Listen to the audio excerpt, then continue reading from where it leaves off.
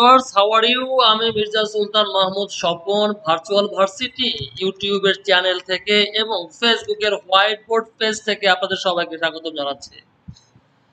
আজ আমরা আলোচনা করব line by line shooting an elephant explain করা হবে। তো ভিউয়ার্স, আপনাদেরকে আবারও বলছি, আপনারা অবশ্যই এই পুরো সময়টা জুড়ে আমার সঙ্গে থাকবেন। পুরো পুরো গল্পটা আমরা ওয়ার্ড বাই ওয়ার্ড শিখবো এবং লাইন বাই লাইন শিখবো। আপনারা অবশ্যই মিস করবেন না, পুরো সেশনটা আমার সঙ্গে থাকবেন, যদিও একটু ক্লাসটাকে দীর্ঘ মনে হতে পারে। প্লিজ ভিউয়ার্স, তাহলে শুরু করছি জর্জ অরওয়েলের লেখা shooting an elephant. Let's enjoy. আমরা প্রথমে দেখে নেই দ্য গ্রেট জর্জ অরওয়েল, তার লেখা এই গল্পটি আমরা আজকে পড়ব। ওনার নাম জর্জ অরওয়েল। উনি তখন কি করতেন, উনি যখন এটি লিখেছেন তখন ওনার ওই অভিজ্ঞতার কথা যখন লিখেছেন, ওই সময় উনি ছিলেন বার্মাতে অর্থাৎ মায়ানমারে একজন পুলিশ অফিসার হিসাবে কর্মরত ছিলেন। এই পুলিশ অফিসার হিসাবে কর্মরত থাকাকালীন উনি কেমন ছিলেন? উনি একজন পুলিশ অফিসার ছিলেন, হ্যাঁ, এরকম একজন পুলিশ অফিসারের মতো দায়িত্ব পালন করতেন তিনি। এরপরে আমরা দেখছি একটি হাতিকে দেখছি। হ্যাঁ, এই হাতি কে হত্যা করা হয়। অ্যাকচুয়ালি একটি হাতিকে হত্যা করা নেই এই গল্পটি, এবং হাতিকে হত্যা করার জন্য উনি কি ব্যবহার করেন? উনি ব্যবহার করেন একটি রাইফেল ব্যবহার করেন। তো রাইফেলের ব্র্যান্ড এবং রাইফেলের নামটিও আমরা একটু পরেই জানবো। এবং এই হাতিটি হত্যা করে হাতিটির পায়ের নিচে পিষে মারা যায় একজন কুলি। সেই কুলিটা ছিল দ্রাবিদিয়ান কুলি। তো দ্রাবিদিয়ান কুলি কারা? তাদেরকে আমরা দেখছি যে দ্রাবিদিয়ানদেরকে দেখতে এরকম লাগে। তারা সাধারণত একটু uncivilised uncivilised portion of the world, এরা তো সেখানে থাকে যেখানে শিক্ষার আলো কম পৌঁছেছে। এই দ্রাবিড এদের এদের মতোই একজন কুলিকে হত্যা করেছিল এই হাতিটি, আর এই হাতিটিকে হত্যা করা হয় এরপরে আমরা দেখব মায়ানমারের দৃশ্য। ইয়েস, মায়ানমার দেশটা প্রায় বেশিরভাগই এরকম উঁচু নিচু পাহাড়ে ভরা এবং প্যাগোডায় ভরা। তাহলে আমরা দেখছি এরপরে আমাদের এই গল্পে কি আছে। তাহলে আমরা কিন্তু মায়ানমারকে নিয়ে কথা বলেছি, কারণ এই গল্পের ব্যাকগ্রাউন্ড, দ্যাট মিনস পটভূমি কোথায়? মায়ানমারের নিচু এলাকায়। কোথায় সেটি? মৌলমি। তাহলে মৌলমি এ নেয়ার এ লোয়ার মায়ানমারের একটি নিচু এলাকা। আমরা জানি কিনা মায়ানমার এখন যে দেশের নাম, এই দেশের এক সময় নাম ছিল বার্মা। এই দেশের এখনকার রাজধানীর নাম ইয়াঙ্গুন, আর তখন তার এই বার্মার রাজধানী ছিল রেঙ্গুন। তার অর্থ মায়ানমার এবং বার্মা একই ব্যাপার, এবং রেঙ্গুন এবং ইয়াঙ্গুন একই ব্যাপার। I was hated by large numbers of people. আমাকে ঘৃণা করত। আই ওয়াজ হেটেড, এখানে প্যাসিভ করা হয়েছে, দেখবেন। আমাকে ঘৃণা করা হতো, ব্যাপক সংখ্যক লোকেরা আমাকে ঘৃণা করত। লার্জ নাম্বার অফ মানে হচ্ছে ব্যাপক সংখ্যক লোকেরা আমাকে ঘৃণা করত। The only time in my life that I have been important enough. আমার জীবনের একটাই মাত্র সময় যখন, তার মানে জীবনে সে কখনো গুরুত্বপূর্ণ অবস্থানে যেতে পারে নাই, গুরুত্বপূর্ণ হতে পারে নাই মানুষের কাছে, কিন্তু সে জীবনে একবারই গুরুত্বপূর্ণ হয়েছে। আই হ্যাভ বিন, আমি হয়েছি। হ্যাভ বিন, দেখেন হ্যাভের পরে বিন আছে মানে হয়েছি, বি মানে হওয়া। আমি হয়েছি গুরুত্বপূর্ণ একবারই জীবনে, ইম্পর্টেন্ট এনাফ, ইম্পর্টেন্ট এনাফ, এবং এই অনেক গুরুত্বপূর্ণ হয়েছিলাম আমি। For this happen to me, কারণ এই ঘটনাটি আমার জীবনে ঘটেছিল, আমার সাথে এই ঘটনাটি ঘটেছিল। কোথায় ঘটনাটি ঘটেছিল? মায়ানমারের নিচু এলাকা মৌলভীতে। I was sub divisional police officer. প্রথমে উনি বলে নিলেন কোথায় ঘটেছে, তারপরে উনি নিজের পরিচয় দিয়ে নিচ্ছেন যে তিনি ছিলেন একজন পুলিশ অফিসার ওই শহরের মানে মৌলভী শহরের উনি একজন পুলিশ অফিসার ছিলেন। অ্যান্ড ইন অ্যান এইমলেস পেটি কাইন্ড অফ ওয়ে, এবং অর্থহীনভাবে। আমরা জানি যে আমরা অনেক সময় অনেক কাজ করি যে কাজগুলোর কোনো অর্থ থাকে না।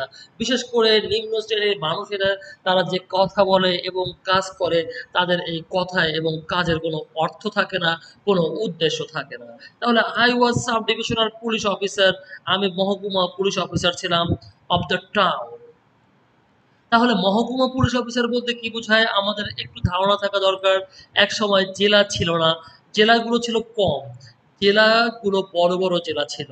যেমন আমরা যদি বলি ঢাকা জেলা ছিল, ময়মনসিংহ জেলা ছিল এবং ময়মনসিংহ জেলা ছিল, পাবনা জেলা ছিল, বরিশাল জেলা ছিল, সিলেট জেলা ছিল। কিন্তু সিলেটের মধ্যে হবিগঞ্জ, মৌলভীবাজার এরকম জেলা ছিল না। একইভাবে পাবনার মধ্যে সিরাজগঞ্জ আলাদা ছিল না। একইভাবে ময়মনসিংহের মধ্যে জামালপুর, শেরপুর এগুলো আলাদা ছিল না। তার মানে এই জেলাগুলোকে আলাদা করা হয়েছিল ছোট ছোট অংশে। যেমন আমরা যদি বলি যে শেরপুর, জামালপুর এইগুলো ছিল তখনকার মহকুমা। আর মহকুমারই ছিল পুলিশ অফিসার আমাদের লেখক George Orwell. And in an aimless, petty kind of way, an anti-European feeling was very bitter. ওই সময় উনি যখন মৌলভীতে ছিলেন একজন অফিসার, ওই সময়ে কি হতো? ওই সময়ে অহেতুক পেটি মানে নিম্ন শ্রেণীর এবং অহেতুক ভাবে তাদের মধ্যে কাদের মধ্যে ওখানকার লোকদের মধ্যে একটি ইউরোপ বিরোধী ফিলিং ছিল, ইউরোপ বিরোধী একটি অনুভূতি ছিল, অ্যান্টি ইউরোপিয়ান মানে ইউরোপিয়ান যারা ওখানে আছে। আমরা জানি যে আমাদের এই উপমহাদেশে অনেক শাসন করেছে ইউরোপিয়ানরা, পর্তুগিজরা এসেছে, ফ্রেঞ্চ এসেছে, ডাচরা এসেছে এবং সর্বশেষ ইউরোপের ইংলিশরা এসে আমাদের উপর দীর্ঘদিন রাজত্ব করেছে। তাহলে এই ইউরোপ বিরোধী সেন্টিমেন্ট আমাদের মধ্যে থাকাটা খুবই স্বাভাবিক এবং সঙ্গত কারণেই মায়ানমারের এই মৌলভী শহরের এই জনগণের মধ্যেও সেটি ছিল। এবং সেটি ছিল কিভাবে ছিল? সেটি ছিল অনেক তিক্ত, অনেক তিক্ত। তার মানে খুব খারাপভাবে তারা তাদেরকে অপছন্দ করে। মানুষ মানুষকে অপছন্দ করতে পারে, কিন্তু তার একটা লিমিট থাকে, কিন্তু তাদের লিমিট ছিল unlimited. No one had the guts to raise a riot. Yes, তার মানে এখানে যেটা বলা হচ্ছে যে তাদের মধ্যে কিন্তু অ্যান্টি ইউরোপিয়ান একটা মনোভাব ছিল। তারা কিন্তু ইউরোপিয়ানদেরকে পছন্দ করতো না, ইংলিশদেরকে পছন্দ করতো না। কিন্তু তাদের কিন্তু ওই সাহসটা ছিল না। ওই সাহসটা ছিল না, কি সাহস? যে ইউরোপিয়ানদের সঙ্গে একটি দাঙ্গা বাঁধাবে, রেইজ এ রায়ট। রেইজ মানে উত্তোলন করা, তোলা, তৈরি করা। কোনো দাঙ্গা তৈরি করার মতো সাহস তাদের ছিল না। বাট ইফ ইউরোপিয়ান ওম্যান, তার মানে বড় কোনো কাজ করার সাহস ওদের ছিল না, কিন্তু ছোট ছোট খুব ফালতু কাজ কিছু তারা করতো। সেগুলোর মধ্যে কি? But if European woman when through the বাজার্স, যদি কোনো ইউরোপিয়ান কোনো ভদ্র মহিলা বাজারে দিয়ে হেঁটে যাচ্ছিল, এমন সময় দেখা যাচ্ছে সে একা একা হাঁটছে, কেউ না কেউ তার গায়ের উপরে থুতু ফেলে দিল, প্রবাবলি স্পিড করলো। হয়তো থুতু না ফেললো, সরাসরি থুতু ফেললো না, কিন্তু মুখের ভিতরে যে তার পানের পিক আছে, বিটেল জুস আছে। বিটেল অর্থ পান আর জুস মানে রস, তাহলে বিটেল জুস অর্থ হচ্ছে পানের পিক।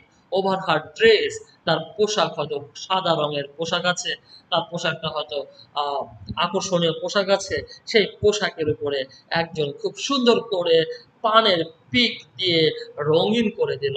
তাহলে কেমন লাগবে চিন্তা করুন। As a police officer I was an obvious target. আমরা জানি পুলিশের উপরে আমাদের প্রচন্ড রাগ, আমরা পুলিশের প্রতি আমাদের প্রচন্ড আক্রোশ। হ্যাঁ, পুলিশটা কি করেছে না করেছে আমরা জানি না, কিন্তু পুলিশ অফিসার হিসাবে সে মানে আমাদের লেখক নিজেই, উনি ছিলেন একটি সুনির্দিষ্ট লক্ষ্য ছিলেন উনি।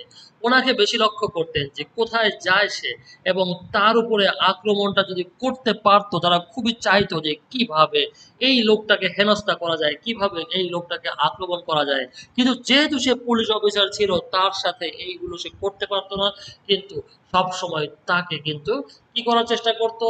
জ্বালাতন করতো। অ্যান্ড ওয়াজ বেটেড, আমি টার্গেট ছিলাম, শুধু টার্গেট ছিলাম তাই না, এখানে আইটাকে সাবজেক্ট ধরবেন, এখানে ওয়াজটাকে ভার্ব ধরবেন, এটাকে ভার্বের পাস্ট পার্টিসিপল ধরবেন, তাহলে কি হবে?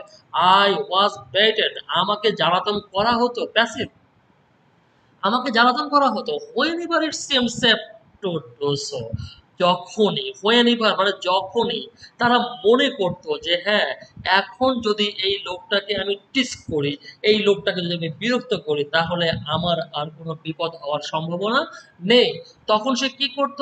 তখন তারা আমাকে বিরক্ত করত। when a nimble barman tripped me up on, যখন একজন নিম্বল ক্ষিপ্র গতিসম্পন্ন বার্মার ব্যক্তি আমাকে কি করতো? ল্যাং মারতো। অন দ্য ফুটবল ফিল্ড, কোথায়? ফুটবলের মাঠে আমরা খেলতে নেমেছি। ফুটবলের মাঠে খেলা হবে, সবাই সমান খেলবে, সবাইকে সমান চোখে দেখবে জাজ, রেফারি। কিন্তু কি হতো? এখানে যে ঘটনাটি ঘটতো, যেহেতু আমি ইউরোপিয়ান ছিলাম, সেহেতু স্থানীয় লোকাল যে সমস্ত খেলোয়াড়রা ছিল, এই বার্মান লোকাল প্লেয়াররা আমাকে কি করতো? ল্যাং মারতো, আমাকে হোঁচট খাওয়াতো, আমাকে ফেলে দিত on the football field and the referee.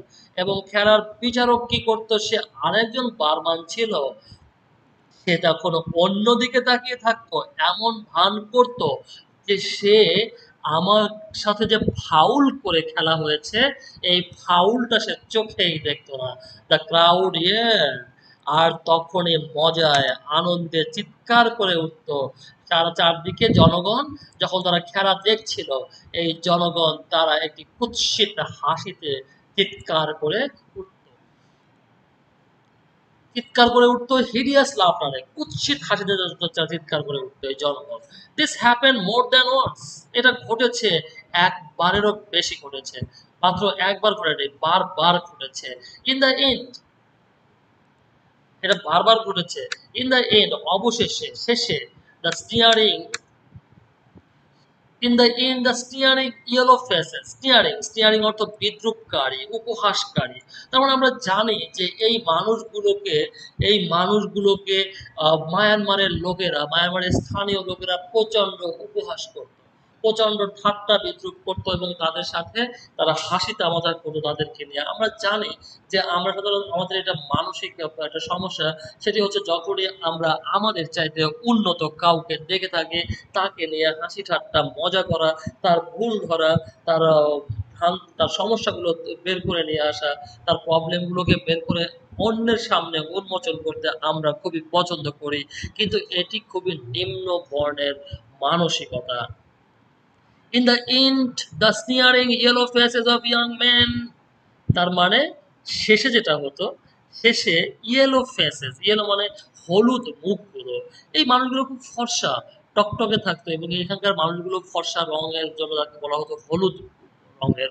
হলুদ রঙের এই মানুষগুলো, মানুষের মুখগুলো, দ্যাট মেড মি এভরিহোয়ার, এরা আমাকে যখনই যেখানে দেখতো, ওই যে একবার ল্যাং মেরেছিল, যে এই ল্যাং মারার পর থেকেই ওরা যেন আমাকে পেয়ে গিয়েছিল একটি ঠাট্টার বস্তু হিসাবে।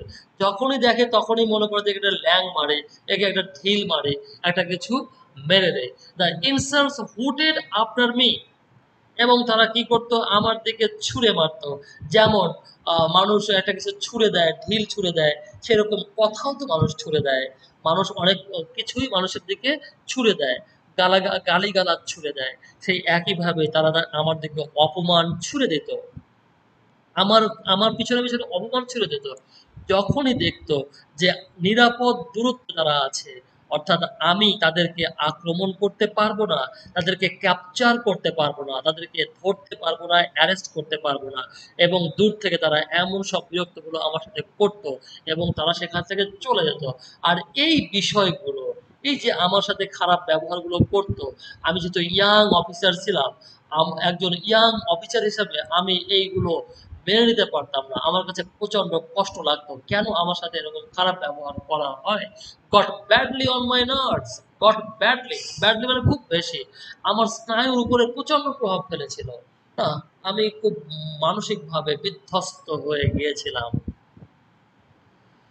The young Buddhist priests, young Buddhist priest, মৌলভী, মৌলভীদের কথা বলা হচ্ছে এখানে, যে বৌদ্ধদের যে মৌলভীরা আছে, ইয়াং মৌলভী, কম বয়সী যে পাদ্রীরা আছে, কম বয়সী যে ভিক্ষুরা আছে। ইসলাম ধর্মে বলা হয় মৌলভী, হিন্দু ধর্মে বলা হয় ঠাকুর, এবং বৌদ্ধ ধর্মে বলা হয় ভিক্ষু, খ্রিস্টান ধর্মে বলা হয় পাদ্রী। তো যাই হোক, এই পাদ্রীদের কথা বলছে, যারা প্যাগোডাতে অবস্থান করত, এই প্যাগোডা অবস্থান করা ভিক্ষুগুলো, যারা মঠে অবস্থান করত, এই মঠে অবস্থান করা ভিক্ষুগুলো ছিল সবচাইতে বেশি খারাপ, was the worst of all. কিন্তু আমরা জানি যে এই ধরনের মানুষ, ধার্মিক মানুষগুলোর কাছ থেকে কেউই এই ধরনের খারাপ আচরণ, এই ধরনের বিরক্তি, এই ধরনের টিচিং আশা করে না, কল্পনা করে না। কিন্তু লেখক তাদের কাছ থেকে সবচেয়ে বেশি খারাপ আচরণ পেয়েছেন এবং তিনি বলেছিল সেইভাবে, the young Buddhist priests were the worst of all. সবচেয়ে খারাপ ছিল, সবচেয়ে জঘন্য ছিল। There were several thousands of them in the town. There were several thousands of them in the town. শহরে বেশ কয়েক হাজার ছিল। And none of them seemed to have anything to do. এবং তাদের অন্য কিছুই আর করার ছিল না। তার মানে এই শহরে, মৌলভী শহরে হাজার হাজার, বেশ কয়েক হাজার প্রিস্ট ছিল, বেশ কয়েক হাজার পাদ্রী ছিল, ভিক্ষু ছিল। এই ভিক্ষুরা যেটা করতো, এই ইন দ্য টাউন, শহরে থাকলো এবং মনে হতো তাদের অন্য কোনো কাজই বোধহয় নেই, অন্য কোনো কাজই নাই। কি কাজ ছাড়া? To do except stand on street corners, শুধু রাস্তার পাশে দাঁড়িয়ে থাকা এবং ইউরোপিয়ানদের দেখে, আমাদের মতো ইউরোপিয়ানদেরকে দেখে উপহাস করা ছাড়া তাদের আর কোনো কাজই বোধহয় ছিল না। জিয়ার অ্যাক্ট, জিয়ার মানে উপহাস করা, জিয়ার মানে উপহাস করা। ইউরোপিয়ানদেরকে তারা খুবই উপহাস করতো, হা হা হো হো, বিভিন্নভাবে শব্দ করতো, বিভিন্ন ধরনের, হয়তো ছোটখাটো ঢিল ছুঁড়ে মারতো, হয়তো অন্য কিছু কখনো কখনো করতো, দূর থেকে হয়তো হাসাহাসি করতো। All this was perplexing. Perplexing, perplex করা মানে হতবুদ্ধি করা, বোকা বানিয়ে ফেলা। তার মানে কি করব, কিং কর্তব্য বিমূঢ় করে দেওয়া। অল দিস ওয়াজ পারপ্লেক্সিং, এই সব কিছুই আমাকে কিং কর্তব্য বিমূঢ় করে দিত। অ্যান্ড আপসেটিং, এবং আমি খুবই হতাশ হয়ে যেতাম। হোয়ার ডু আই কাম, আমি কেন এই দেশে আসলাম, আমাকে কেন এই দেশে সরকার পাঠালো। ফর অ্যাট দ্যাট টাইম, কারণ ওই সময় I had already made up my mind, আমার মনস্থির করে ফেলেছি যে imperialism was an evil thing. তাদের এই আচরণ দেখে আমি বুঝতে পারলাম যে এই যে ব্রিটিশরা ইন্ডিয়া এসে, মায়ানমারে এসে, এই এলাকায় এসে যে তারা শাসন করছে, এই শাসন করাটাকে বলা হয় সাম্রাজ্যবাদ। শাসন করাটা, অন্য দেশ থেকে এসে অন্য দেশকে শাসন করাকে বলা হয় সাম্রাজ্যবাদ। এই সাম্রাজ্যবাদকে লেখক বলছেন যে আমার কাছে এটি স্থির হয়ে গেল, আমি বিশ্বাস করে নিলাম যে সাম্রাজ্যবাদ খুবই খারাপ একটি জিনিস। তার মানে সাম্রাজ্যবাদ কিন্তু লেখকরা নিজেরাই করেছেন, কিন্তু তার কাছে মনে হয়েছে যে সাম্রাজ্যবাদ একটি ব্যাড আইডিয়া, সাম্রাজ্যবাদ করা উচিত না, এক দেশ থেকে গিয়েও অন্য দেশ শাসন করা ঠিক না। তার কাছে মনে হয়েছে was an evil thing, was an evil thing. এটা খুবই খারাপ জিনিস আমার কাছে মনে হচ্ছে, খুবই খারাপ জিনিস। And the sooner I chucked up my job and got out of it the better. এবং আমার মনে হতো যদি আমি আমার চাকরিটা ছেড়ে দিতে পারতাম, যদি আমি আমার চাকরিটা চাক করতে পারতাম, চাক করা মানে গিভ করে দেওয়া, গিভ আপ করে দেওয়া, আর শান করে দেওয়া, ত্যাগ করে দেওয়া। আমি যদি আমার চাকরিটাকে গিভ আপ করতে পারতাম, ছেড়ে দিতে পারতাম, এবং আমি যদি ছাড়তে পারতাম, তাহলে আমি অনেক ভালো থাকতাম। আই গট আউট অফ ইট, আমি যদি বাইরে থেকে বেরোতে পারতাম খুবই ভালো হতো। কিন্তু আমরা জানি যে চাকরি এটা শুরু করার পরে সেই চাকরিটা ছাড়ানো ডিফিকাল্ট হয়।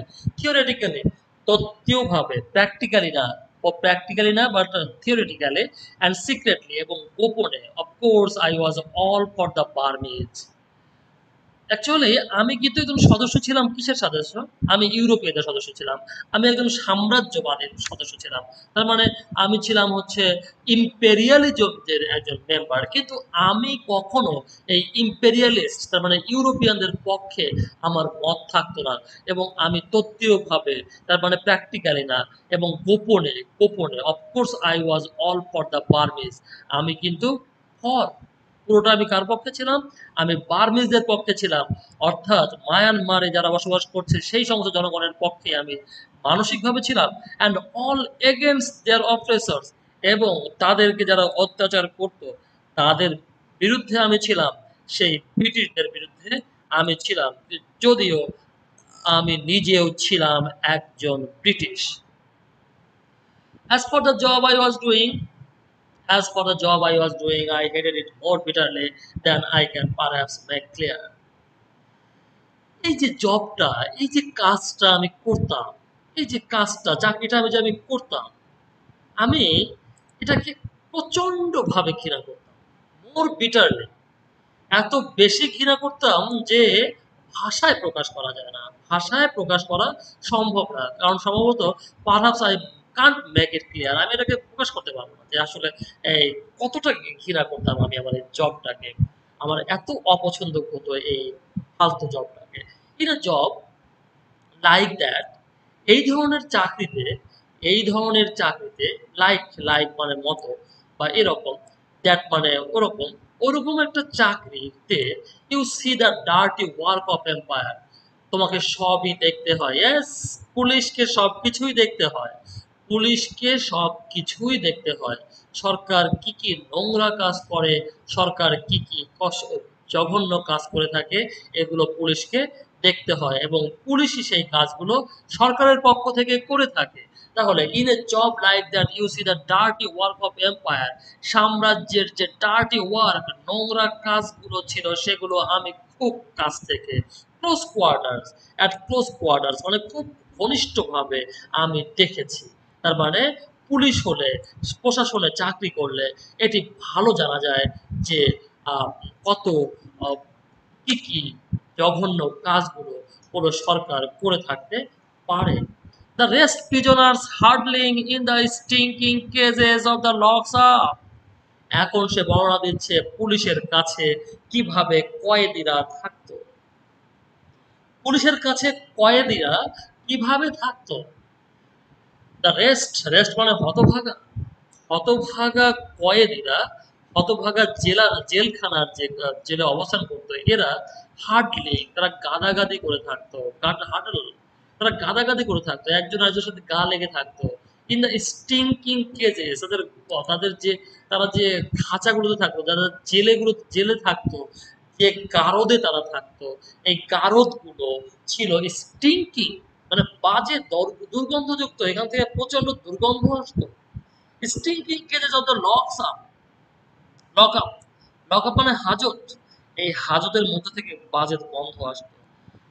দ্য গ্রে কাউড ফেসেস, তার মানে হচ্ছে যে এই যে যে সমস্ত হাজতিদেরকে, যে সমস্ত লোকদেরকে ধরে নিয়ে আসা হতো, এসে তাদেরকে শাস্তি, তাদেরকে তাদের পানিশমেন্ট দেওয়ার জন্য নিয়ে আসা হতো থানায়, পুলিশের কাছে।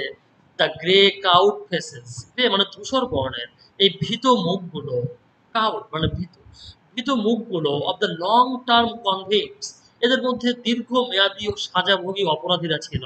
দীর্ঘমেয়াদী সাজাভোগী অপরাধী, ওরা জানে যে আমি বহুদিন আমাকে সাজা ভোগ করতে হবে, এখন আমাকে কি বা কষ্ট দিবে, কি বা দিবে, তাদের চোখ মুখে একটা ভীত একটা ভাব। দ্য স্কার্ড বাটক্স, তাদের যে পাছা ছিল, তাদের পাছাটা ছিল হচ্ছে স্কার্ড, ক্ষত বিক্ষত, তার মানে তাদের পিছন অংশে, তাদের পিছন অংশে প্রচন্ড ভাবে পেটানো হতো, মারা হতো এবং এই আঘাতে তাদের পিছনের মাংস, চামড়াগুলো উঠে যেত এবং সেখানে ক্ষত সৃষ্টি হতো। who had been flogged with bamboos, যাদেরকে বাঁশ দিয়ে পেটানো হতো, বাঁশ দিয়ে, ভেরি স্যাড, বাঁশ দিয়ে পেটানো হতো পাছায়। অল দিস অপ্রেসড মি, এই সমস্ত বিষয়গুলোই আমাকে কি করতো, আমাকে কষ্ট দিত। অল দিস অপ্রেসড মি, এই সমস্ত কিছুই আমাকে কষ্ট দিত উইথ অ্যান ইনটলারেবল সেন্স, আমার মধ্যে একটা বোধ সৃষ্টি হতো, যে বোধটা অসহনীয় বোধ সৃষ্টি হতো, অফ গিল্ট, অপরাধ বোধ সৃষ্টি হতো, with an intolerable sense of guilt, অপরাধ বোধ সৃষ্টি হতো। But I could get nothing into perspective, but I could get nothing into perspective, এটি একটি special phase, gate something in perspective, gate something in perspective অর্থাৎ নিজে বোঝা এবং অন্যকে বোঝানো, নিজে বোঝা ও অন্যকে বোঝানো। তাহলে লেখক এখানে যেটা বলতে চাচ্ছেন, but I could get nothing into perspective, কিন্তু এই বিষয়গুলো আমি নিজেও বুঝতে পারতাম না এবং অন্যকে বোঝাতেও পারতাম না, নিজেও বুঝতে পারতাম না ভালো করে এবং অন্যকে বোঝাতে পারতাম না যে আমি অ্যাকচুয়ালি এই সমস্ত লোকগুলোর পক্ষে এবং আমাকে এই বিষয়গুলো প্রচন্ড কষ্ট দেয়। I don't enjoy beating them, আমি যাদেরকে যখন পেটাই আমি যখন দেখি তাদেরকে পেটাতে দেখি এবং আমি যখন তাদেরকে পেটানোর জন্য হুকুম করি, আমি কোনো সময় কিন্তু এনজয় করতে পারি না। এই কথাটা আমি নিজে কাউকে বোঝাতে পারি নাই এবং নিজেও আমি এই বিষয়টা কখনো ভালো করে বুঝতে পারি নাই। I was young and ill educated. আমি কম বয়সী ছিলাম এবং কুশিক্ষিত ছিলাম। কুশিক্ষিত, আমরা বলি ওয়েল এডুকেটেড, সুশিক্ষিত, আর উনি বলছেন ইল এডুকেটেড, দ্যাট মিনস কুশিক্ষিত। And I had to think out of my problems. এবং আমাকে কি করতে হতো? Had to think. হ্যাড এখানে হ্যাডটা, প্রথম হ্যাডটা অক্সিলারি ভার্ব, পরের হ্যাডে মেইন ভার্ব। তাহলে আই হ্যাড আমাকে করতে হতো টু থিঙ্ক আউট, আমার সমস্যাগুলো নিয়ে আমাকে ভাবতে হতো। ইন দ্য আটার সাইলেন্স, আমি প্রচন্ড যখন নীরব থাকতাম তখন আমি আমার সমস্যাগুলো ভাবতাম। That is imposed on every English man in the West. আমি তখন ভাবতাম যে I was young and I had to think out my problems in the utter silence. আমাকে ভাবতে হতো। আমি ভাবতাম যে এই যে আমি কুশিক্ষিত, আমাকে কুশিক্ষিত করা হয়েছে, তার মানে আমাকে শেখানো হয়েছে যে ইন্ডিয়ানদেরকে যত ইচ্ছা চপকাও, ইন্ডিয়ানদেরকে যত ইচ্ছা মারো, ওদেরকে যত মারবো ততই বেশি তোমার লাভ হবে, দেশের উন্নতি হবে, তুমি দেশপ্রেমিক হবে, তুমি যতই বেশি ওদেরকে তুমি চপকাবা ততই বেশি তোমার ভালো হবে। তো এই বিষয়গুলো এই বিষয়গুলো দিয়ে আমাকে ইল এডুকেটেড করা হয়েছিল এবং আবার মনে হয় এই ইল এডুকেশন ইম্পোজ করা হয়েছে, আরোপ করা হয়েছে on every English man in the east. East east বলতে কি বোঝাচ্ছে? আমরা জানি যে পৃথিবী দুই ভাগে বিভক্ত, একটি ইস্টার্ন ওয়ার্ল্ড আর একটি ওয়েস্টার্ন ওয়ার্ল্ড। একটি হচ্ছে প্রাচ্য, আরেকটি পাশ্চাত্য। তো আমরা বলছি পাশ্চাত্যের কথা। পাশ্চাত্য বলতে আমরা বুঝি আহ, পাশ্চাত্য বলতে আমরা বুঝি ওয়েস্টার্ন, আর ওয়েস্টার্ন অর্থ রিচ কান্ট্রিজ। এই রিচ কান্ট্রিগুলো কিন্তু ইস্টে এসে তারা সাম্রাজ্যবাদ করেছিল। সেই ইস্ট কোন দেশগুলো?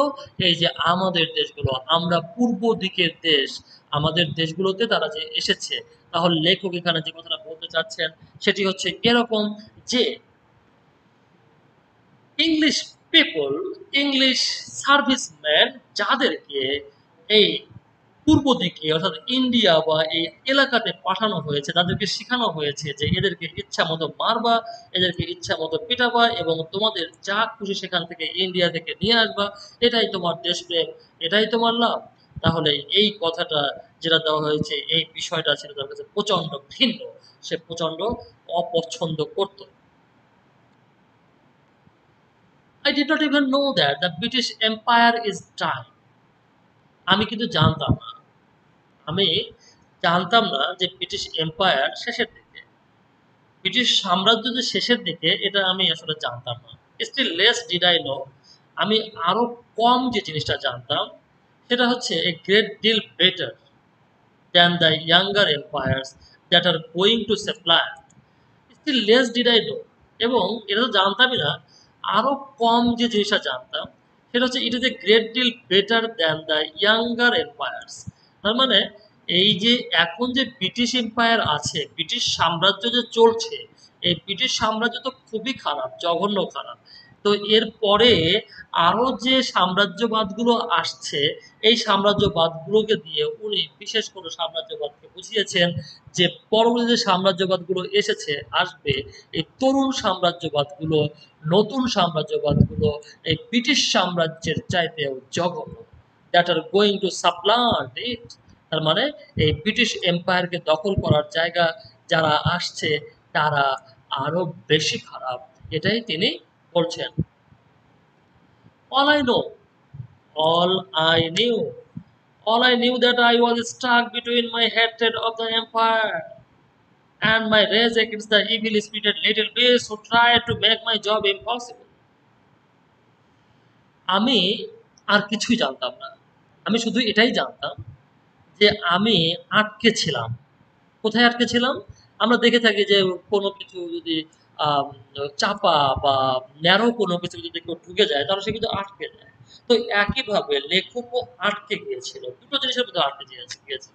তার মানে যদি দুটো পাশাপাশি দুটো পোল থাকে এবং পোলের মাঝখানে যদি ফাঁকা জায়গা থাকে, আর ওই ফাঁকা জায়গাটা যদি আমার আয়তনের চাইতে, আমার প্রশস্ততার চাইতে যদি বেশি কম হয়ে থাকে, তাহলে কিন্তু আমি সেখানে আটকে যাওয়ার সম্ভাবনা আছে, আই উইল বি স্টাক।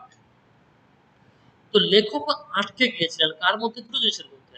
একটা হচ্ছে আমার ঘৃণা, সাম্রাজ্যের প্রতি আমি ঘৃণা, এই একটা, যে সাম্রাজ্যে আমি চাকরি করি, যে সাম্রাজ্যের অধীনে আমি চাকরি করি তাকে ঘৃণা করি, এই একটা দিক। And my rage against the evil spirited little beast.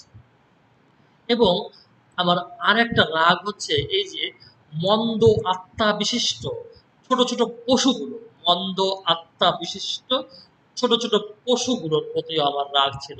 তার মানে একদিকে তার রাগ হচ্ছে ব্রিটিশ এম্পায়ার শাসকদের প্রতি, আর অন্যদিকে তাদের প্রতি মায়ানমারে যে সমস্ত লোকেরা ছিল, এই সমস্ত শর্ট সাইজের লোকগুলোকে সে বলতেছে ইভিল স্পিরিটেড, তার মানে খারাপ আত্মা বিশিষ্ট, মন্দ আত্মা বিশিষ্ট ছোট ছোট পশু বলছে তাদেরকে, হু try to make my job impossible, যারা আমার কাজগুলোকে, আমার চাকরিটাকে অসম্ভব করে তুলেছিল। তার মানে এই ভদ্রলোককে এত বেশি বিরক্ত করতো তারা, যে তার কাছে মনে হয়েছে এই না থাকলে আমি অনেক ভালো থাকতাম। এজন্য খুব জঘন্যভাবে তাদেরকে বলেছে যে evil spirited little beast.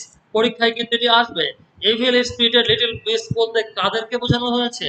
Yes, who one part of my mind, with one part of my mind I thought. মানুষের মন সবসময় কনফিউজ থাকে।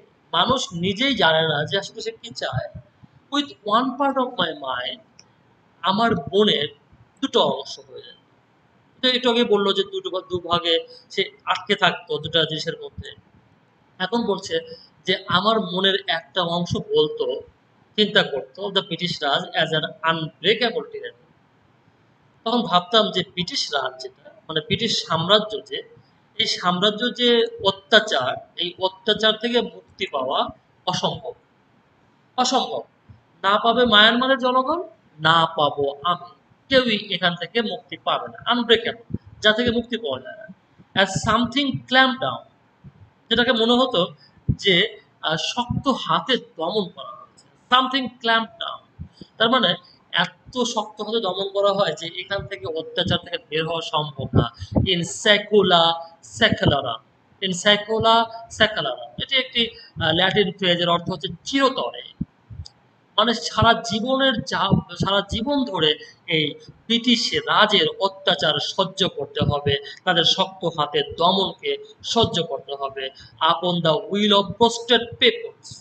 এবং এই লোকগুলো with one part of mind